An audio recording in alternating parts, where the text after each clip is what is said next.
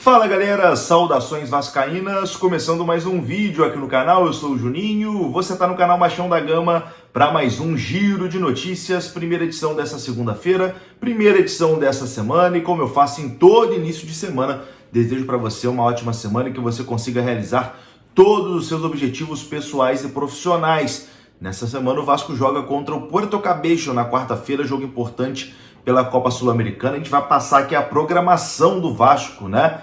Para essa semana, a gente vai falar sobre novo treinador, né? A coisa com o Fernando Diniz esquentando, mais informações aqui sobre o Diniz, a expectativa é que ele seja anunciado como treinador do Vasco, né? Nessa semana. A gente vai falar sobre o jogo de ontem, é claro, né? O Vasco derrotado ontem pelo Palmeiras lá em Brasília. Enfim, tem bastante coisa aqui pra gente conversar. O vídeo vai começar depois da vinheta. Antes eu conto com você deixando o like, que é muito importante, e conto com você se inscrevendo também aqui no canal, se você não for inscrito, beleza? Deixou o seu like, se inscreveu, rodou a vinheta.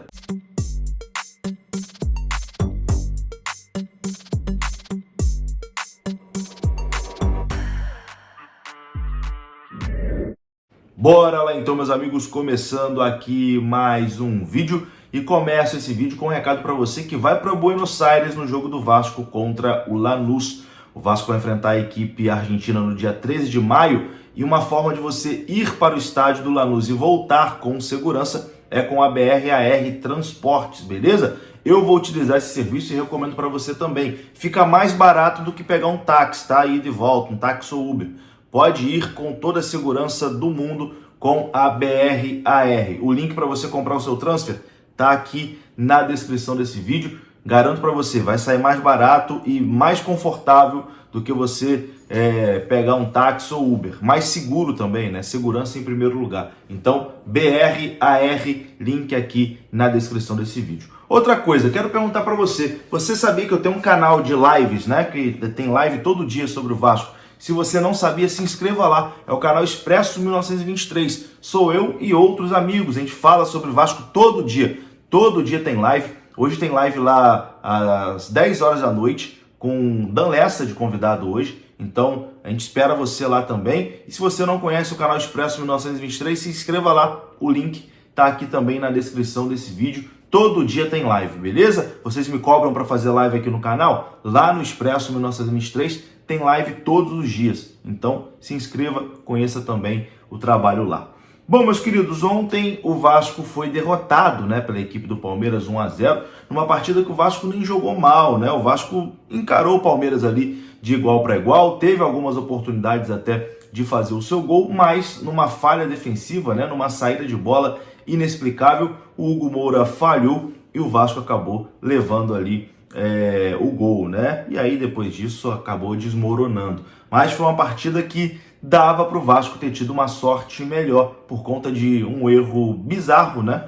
O Vasco acabou entregando ali o resultado para o Palmeiras. Agora, um outro erro, né? O erro dentro de campo foi do Hugo Moura, mas o erro fora de campo, na minha opinião, foi do presidente Pedrinho ao vender o mando de campo para Brasília. E mais uma vez, nada contra a cidade de Brasília, nada contra o estado de Brasília. É que o Vasco é mais forte em São Januário, né? E em Brasília, historicamente, o Vasco não consegue vencer.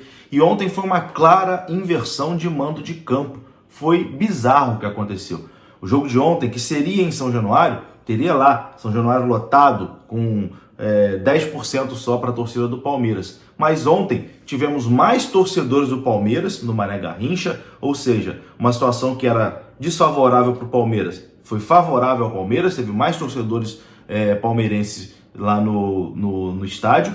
E além disso, o Vasco jogando como mandante, olha só como o estádio Mané Garrincha estava decorado. O estádio estava pintado de verde, isso mesmo. Estádio pintado não, né? Estava com as luzes verdes. Ou seja, uma clara inversão de mando de campo. O presidente do Vasco vendeu o mando de campo, colocou o dinheiro à frente do interesse esportivo, né? Um grande erro. Não sei se o Vasco ganharia do Palmeiras em São Januário, mas com toda certeza o Vasco seria mais forte contra o Palmeiras em São Januário. Então, assim, mais um erro aí de planejamento do Vasco da Gama. Meus queridos, vamos passar a programação do futebol do Vasco nessa semana. O Vasco que tem jogo no sábado e tem jogo na quarta-feira, né? Vamos lá. O Vasco viaja hoje para a Venezuela. O Vasco treina pela manhã, agora de manhã no CT do Brasiliense, lá em Brasília, e viaja para a Venezuela à tarde. Amanhã, terça-feira, o Vasco vai treinar no Clube Madeirense, lá na Venezuela. Na quarta-feira tem jogo pela Copa Sul-Americana contra o Puerto Cabello, 19 horas, lá no estádio Misael Delgado.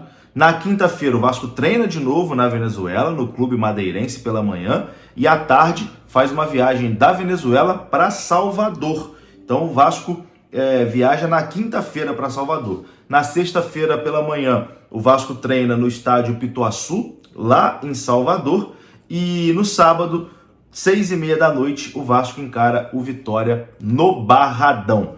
No domingo tem treino no CT Moacir Barbosa pela manhã.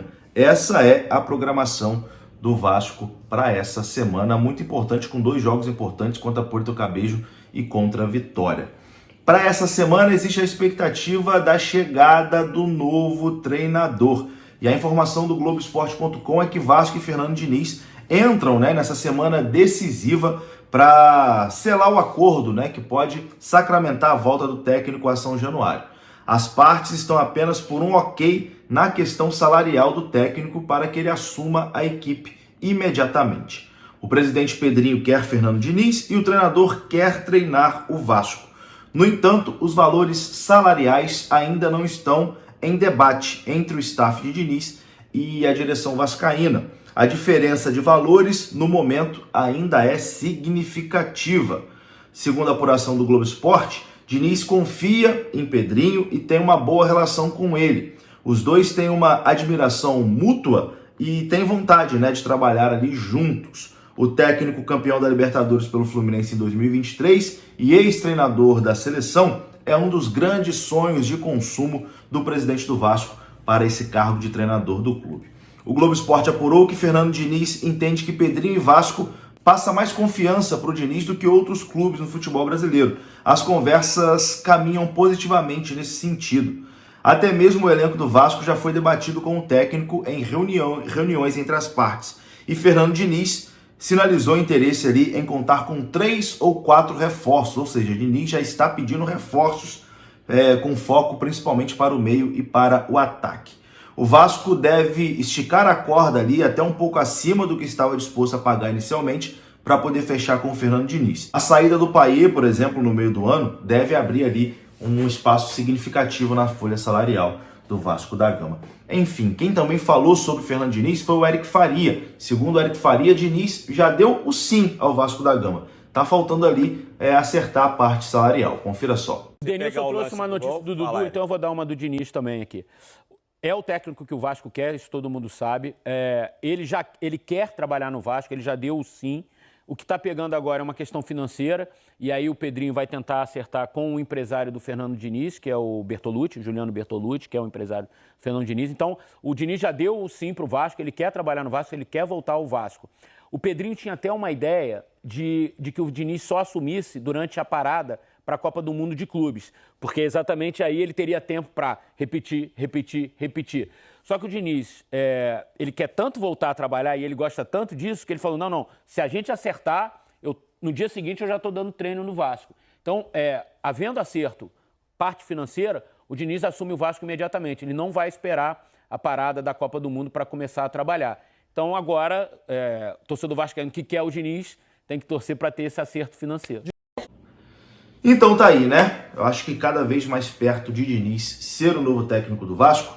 Eu vou ficando por aqui. Um grande abraço, saudações, até a próxima. Fui!